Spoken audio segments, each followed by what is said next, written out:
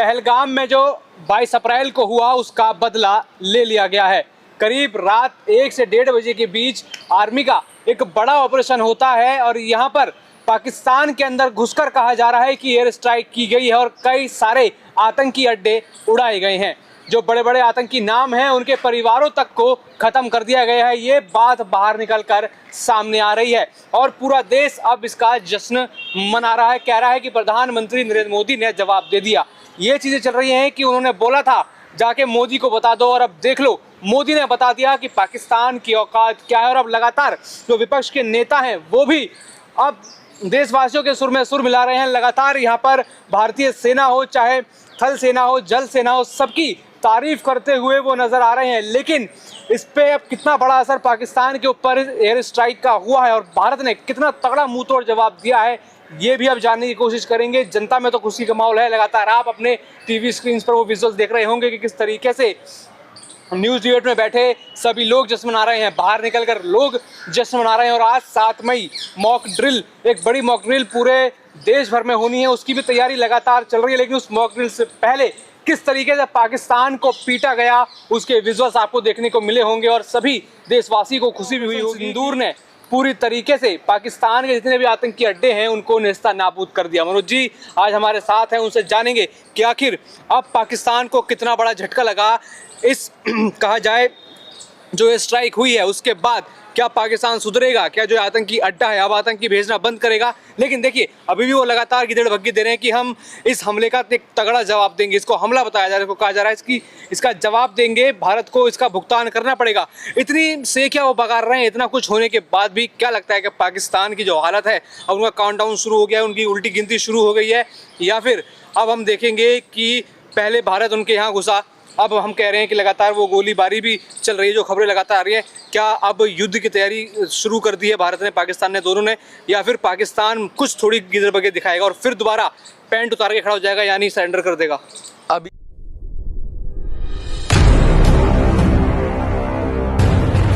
अभी तो ये अंगड़ाई है, आगे बहुत लड़ाई है। इस सेंटेंस से शुरू करूंगा। आप कहते हो युद्ध की तैयारी, युद्ध तो चल ही रहा है, अघोषित युद्ध था पाकिस्तान की तरफ से। लेकिन अब भारत ने भी कहते ना ईंट का जवाब पत्थर से देना सीख लिया है।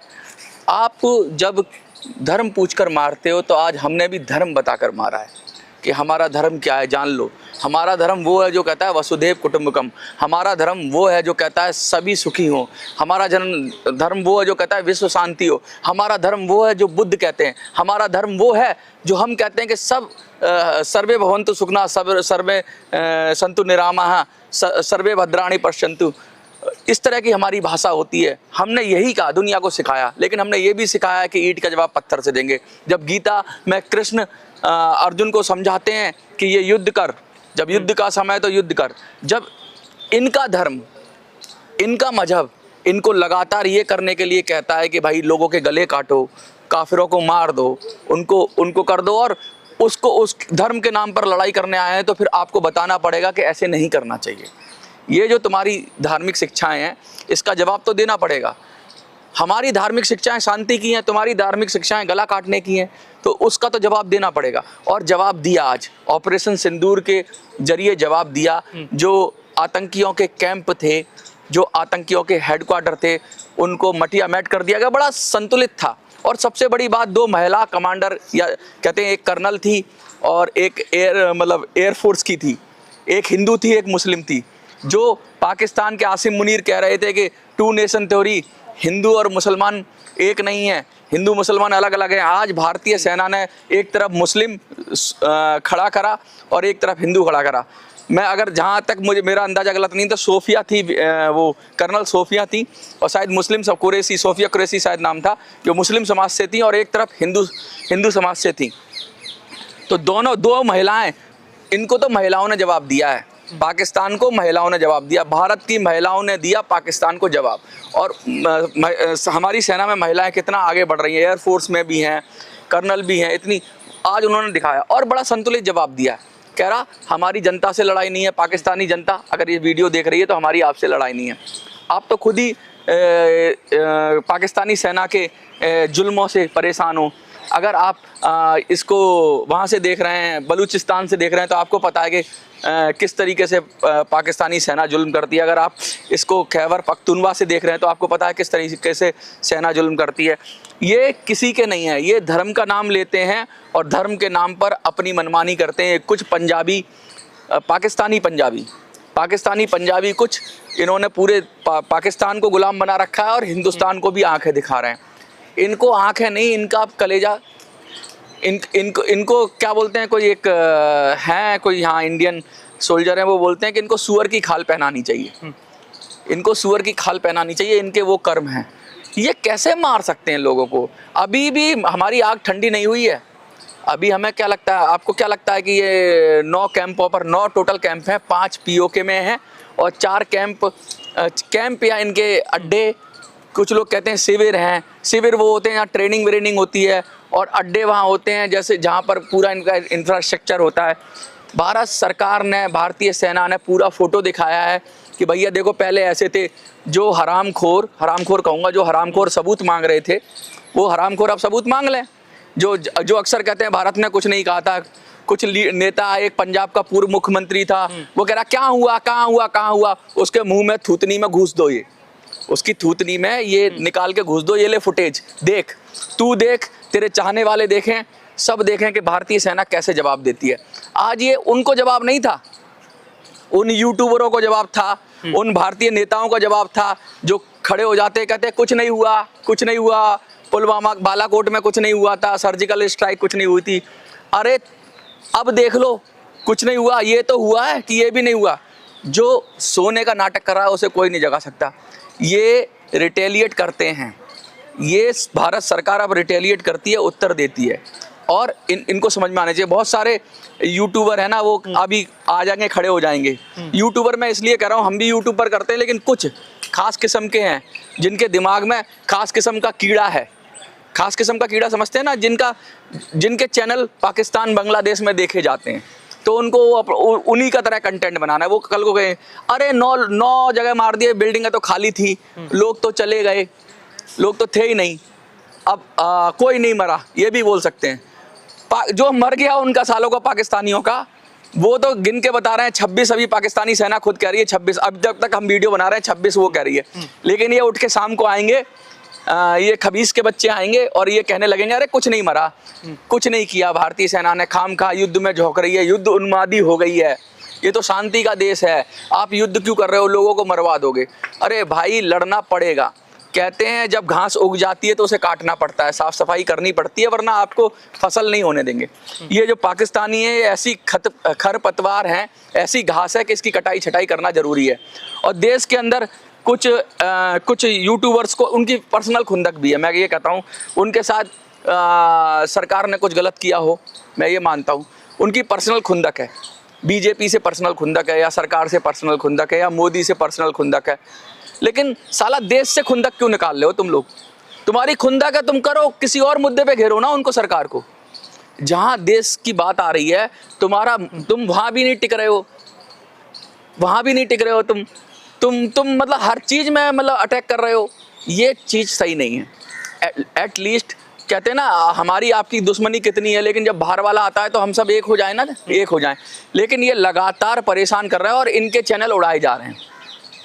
एक कोई शर्मा था, उसका उड़ा दिया 4 PM, मुझे नहीं पता 4 PM था, वो भी ऐसे ही कर रहा था कि इसने करवाया हमला। बे तुझे कैसे पता चल गया? तेरी कहाँ से इन्वेस्टिगेशन हो गई? थंबनेल बना रहा था।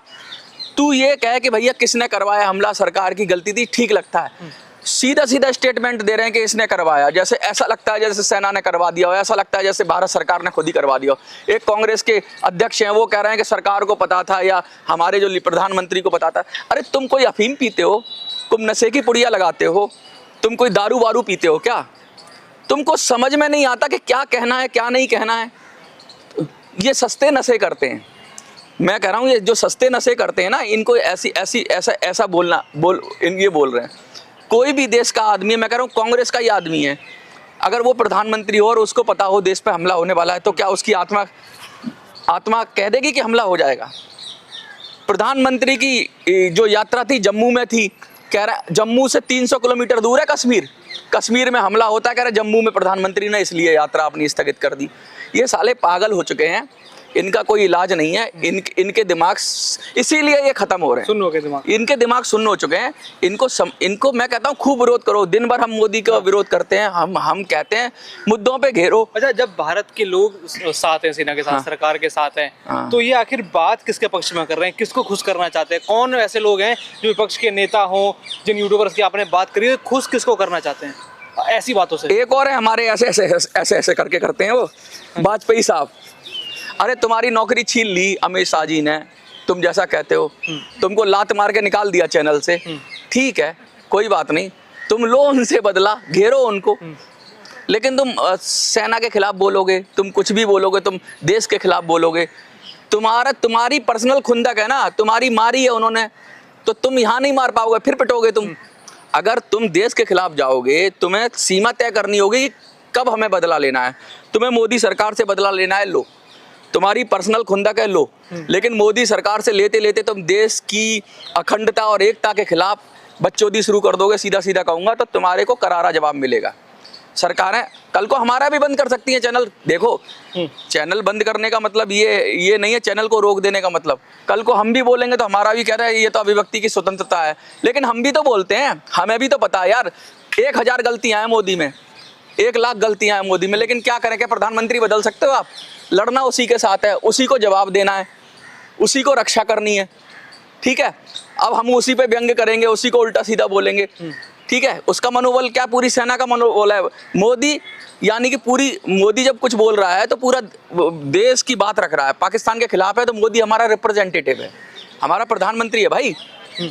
मैं तो ये कहता हूँ कि भाई तुमने अगर संवैधानिक रूप से उसे प्रधानमंत्री बनाया तो फिर तुम्हें पीछे खड़े हो जाना चाहिए। बड़े बड़े विपक्ष के नेता खड़े हो गए, लेकिन ये जो कुछ टटपुजिए हैं, खबीस कुमार जैसे, इनको ये रात को आएंगे, वीडियो बनाएंगे दोबारा, क्या किया तुमने? कुछ नहीं हुआ, कोई नहीं मरा, वो तो सब निकल गए, वो तो सब भाग गए, बिल्डिंगों में से निकल गए, इधर उधर। इनको रिपोर्ट दे कौन रहा है कि बिल्डिंग में से निकल गए? नहीं, इनके चाचा जी दे रहे हैं, चाचा जान दे रहे हैं, इनके चाचा पाकिस्तान में वो दे रहे हैं रिपोर्ट। मैं कह रहा हूँ सब निकल गए सालों। तुम्हारे घर में अगर हमने तुम्हारे घर में तुमको मारा, हमने बिल्डिंग ही तोड़ी, तो हमने क्या तुम्हारी रेस्पेक्ट है? तुम्हारी इज्जत पे तमाचा मारा? नहीं मारा। भारत की सेना अगर घुसकर पाकिस्तान में मारती है और तुम कुछ भी नहीं कर पाते हो, तो इसका मतलब तुम्हारे स्वाभिमान पर चोट नहीं है। तुम्हारी सेना क्या कर रही थी? वहाँ की जनता मारेगी। इससे जनता के अंदर क्या मैसेज जाएगा? ये पाकिस्तान की सेना हमें नहीं बचा सकती। अगर भारतीय सेना आ रही है तो ये पाकिस्तान की सेना नहीं बचा सकती, ये सेना नपुंसक है पाकिस्तान की, ये मैसेज जाएगा। मरे आदमी 1 मरे, 100 मरे, 10 मरे, हम तो गिनती करके बता नहीं रहे कितने मरे। तुम ही सालों गिनती कर लो अपनी, पाकिस्तानियों, तुम ही गिनती करके बता दो, हम तुम्हारा ही आंकड़ा मार लेंगे। तुम कहो 2 मरे, हमें तुम तो वैसे भी नहीं लेते हो अपने। कारगिल के बाद तुम्हारे जवान मरे, तुमने वापस लेने से मना कर दिया।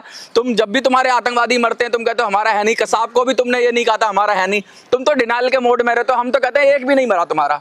भैया एक भी नहीं मरा पाकिस्तान में 0 कैजुअलिटी हुई है। पाकिस्तान में भारत के विमानों ने फूल बरसाए हैं। पाकिस्तान के अंदर भारत के विमानों ने सुगंध की वर्षा की है, और आप सुगंध सूंघो, लगातार सूंघते रहो और भारत की वाहवाही करो। मैं तो कहता हूँ अभी उसका रक्षा मंत्री का बयान आ रहा है कि भारत ऑपरेशन सिंदूर रोक दे तो हम कुछ नहीं करेंगे। अरे इन पाकिस्तानियों पर भरोसा नहीं करना। ये साले मौके की ताक में बैठे हुए हैं, ये हरामखोर इस मौके की ताक में बैठे हुए हैं कि कैसे तुम थोड़ा जश्न मनाओ, तुम पटाखे फोड़ने लगो, पीछे से आके वार करें। ये सामने से नहीं लड़ सकते, ये गद्दार हैं, ये कौम गद्दार है, ये सामने से नहीं लड़ सकती, ये तुम्हारी पीठ में ही छुरा भौंकेगी। इसलिए सतर्क हो जाओ और अपने आसपास जो भी है पाकिस्तानी आपको दिखे या पाकिस्तानी माइंड सेट का दिखे, उससे सतर्क रहो। और इससे पहले कि वो तुम पर हमला करे, 2 चाटे खींच के मारो साले के, और खींच के मारो, करारा जवाब दो, क्योंकि इनको ऐसे ही जवाब देना पड़ेगा। जब बात देश की आ रही है, हमारे परिवारों की आ रही है, हमारे बच्चों की आ रही है। आज मैंने सुबह कुछ इंटरव्यू देख रहा था, उन महिलाओं के इंटरव्यू देख रहा था। वो कह रही थी आज कम से कम हमें ये तो लगा कि हमारी सेना नपुंसक नहीं है, हमारी सेना जवाब देती है। क्या हुआ था मुंबई अटैक के बाद? क्या हुआ था? मनमोहन सिंह सरदार, बड़ा सरदार था, डोजियर भेज रहा था, डोजियर। मैं तो अटल बिहारी वाजपेयी को भी कहता हूँ, संसद के हमले के बाद क्या कर लिया उन्होंने? क्या उखाड़ लिया? ऑपरेशन चलाया था, शायद उस समय भी कोई ऑपरेशन था, और वो 2 महीने तक सेना ही मूव करती रही। ऑपरेशन गाजी नहीं, ऑपरेशन पराक्रम था शायद, कुछ था, जब संसद पे हमला हुआ था। और फिर उसके बाद क्या किया? कुछ नहीं किया तुमने भैया। कारगिल का हमला हुआ, जब वो हमारे अंदर घुसाए तो तुमने सेना को रोक दिया कि अंदर मत घुसो। अब हमें ये लाइन है ना, ये सब्र की लाइन, ये ख़त्म करनी पड़ेगी। हमें अभी अपनी तरफ से आत्मसंयम नहीं दिखाना पड़ेगा, हमें ये भी दिखाना पड़ेगा कि हम भी पागल हैं। अगर सामने वाला बार बार पागलपंती की हरकत कर रहा है तो हमें ये दिखाना पड़ेगा कि हम साले तुझसे बड़े पागल हैं। अगर इजराइल की तरह करना पड़ेगा, हमें इजराइल की तरह करना पड़ेगा। उसके 1314 से मारे ना, 1314 से मारे, उसने डिस्क्रिमिनेटरी देखा, कुछ नहीं देखा, क्योंकि इन सब के अंदर आतंकवाद पैदा हुआ है। इनका बच्चा भी आतंकवादी विचार से वो बड़ा होगा। सांप तो सपोला, सपोला तो सांप ही बनेगा ना। इनकी जो प्रीचिंग है, इनकी जो टीचिंग है, इनकी जो मदरसे में जिनका ज्ञान है, इनकी जो किताबें हैं, वो सब क्या सिखा रही हैं? वही तो सिखा रही हैं कि आखिरत के बाद जिंदगी है। वो कह रहा था ना पाकिस्तान का मौलाना कि हमें मार दो क्या होता है, हम तो वैसे भी मरने के लिए तैयार है, हम ये जिंदगी को जिंदगी नहीं मानते। अरे हरामखोरो, अगर इस जिंदगी को नहीं जिंदगी मानते तो मर जाओ, जाके कहीं कुएं में गिर के मर जाओ। हमें क्यों परेशान करते हो? हमें तो जीने दो, बाकी सारे धर्मों को जीने दो, बाकी सारे लोगों को जीने दो, उनको तो अपनी जान उनको तो अपनी जीने दो। अरे तुम नहीं मानते इसको तो तुम क्यों इस दुनिया में जहर फैला रहे हो? ये नहीं सुधरेंगे, ये सुधर भी नहीं सकते, क्योंकि इनके दिमाग में जहर भरा हुआ, बचपन से ही जहर भरा जाता है। जब से इनको शुरू से पढ़ाया जाता है तब से जहर ही दिया जाता है। ये जहरीले सांप हैं और इनका इलाज नहीं है कोई, इनका इलाज वही इजराइल वाला है। और जो यहाँ पर हमास के समर्थन में आते थे हरामखोर, कुछ हरामखोर हमास के समर्थन में आते थे, आज हमास उठ के आया। जब भारत के लोग मरे, हमास ने कोई स्टेटमेंट जारी की, सॉलिडारिटी दिखाई? उल्टा हमें तो खबर मिल रही है कि हमास और हिजबुल्लाह का कनेक्शन आया है इसमें पहलगाम में, कि उन्होंने ट्रेनिंग दी कि ऐसे मारा, उसी के पैटर्न पे मारा गया। तो हमास और हिजबुल्लाह के जो नपुंसक यहाँ जंतर मंतर पे आते हैं, जो हिजड़े यहाँ जंतर मंतर पे आते हैं हमास का समर्थन करने के लिए, आज कौन खड़ा है हमारे साथ? इजराइल खड़ा है कि हमास खड़ा है? इजराइल खड़ा है। इसलिए मैं उन सबको कहना चाहता हूं, आज मेरी भाषा में थोड़ी सी गुस्सा है, क्रोध है, लेकिन मैं कहना चाहता हूं, इनकी अभिव्यक्ति की स्वतंत्रता छीन लो। अभिव्यक्ति की स्वतंत्रता देश के खिलाफ नहीं हो सकती। अभिव्यक्ति की आज़ादी, तुम देश के खिलाफ कुछ भी बोलोगे, ये नहीं हो सकता। तुम चुप रहो, तुम और मुद्दों पे करो, सरकार को घेरो, पॉलिसी पे घेरो, लेकिन तुम देश के खिलाफ जाकर अगर तुम कर रहे हो तो माफ़ करिएगा, पहले तुम्हारा इलाज होगा। और इनका इलाज हो जाना चाहिए। इनका इलाज हो रहा है। वाजपेयी साहब की लंका लग चुकी है, एक वो था शर्मा, उसकी भी लंका लग चुकी है, एक खबीस कुमार रह गए, इनकी भी लंका लगने वाली है। इनको अगर सुधरना है सुधर जाएं, अगर नहीं सुधरेंगे तो इन पर भी एक स्ट्राइक होने वाली है, मुझे तो ऐसा ही लगता है। तो देखा आपने किस तरीके से जो मनोज जी उन्होंने अपनी बातें रखी और बताया कि स्ट्राइक मात्र पाकिस्तान। हाँ, और एक जर्मन कुत्ता, जर्मन शेपर्ड, जर्मन कुत्ता, वो आया नहीं अभी वीडियो बनाने के लिए, वो अभी अब वेल पे वीडियो बना रहा है। वो हरामखोर नहीं आएगा वीडियो बनाने के लिए, वो हरामखोर तभी आएगा वीडियो बनाने के लिए जब अटैक होता है। वो नहीं आया अभी, जर्मन शेपर्ड है, वो कहाँ चला गया? वो डेमोक्रेसी भूल गया, वो सब भूल गया। जब इतने हिंदू मर गए तब भी वीडियो आया, तो उसके वीडियो में कुछ और ही जाति घुसेड़ दी। अरे ठीक है, जाति पे अगर अत्याचार होता है जाति पे वीडियो बनाओ। तुम एजेंडा सेट कर रहे हो, तुम एक चीज के अंदर दूसरी चीज उसको डाइल्यूट कर रहे हो, उसकी इंटेंसिटी कम कर रहे हो। अगर एक चीज मैं कह रहा हूँ, एक विषय, पर्टिकुलर विषय को देखा, उसने तो कोई जाति नहीं पूछी, तुम देख रहे हो जाति, किस जाति का मरा, किस भाषा का मरा, उसने नहीं देखा। उसने पैंट खोल के नहीं देखा कि तेरी जाति क्या थी, तू ब्राह्मण था, तू बनिया था, तू दलित था, तू ओबीसी था, उसने नहीं देखा। तुम आए जाति लेकर। तुम क्या चाहते हो भाई? इस देश में सब चीज पे अत्याचार होता है, लेकिन जिस चीज की बात हो रही है उसी के द्वारा हर जगह अपना एजेंडा घुसेड़ोगे तो तुम पिटोगे। इस देश के अंदर ऐसे लोग पिटेंगे जो देश को डीरेल करेंगे। अभी देश को एकजुट होने की बात है, और जो ये इस तरह के खबीस लोग हैं, इनका इलाज होने की जरूरत है।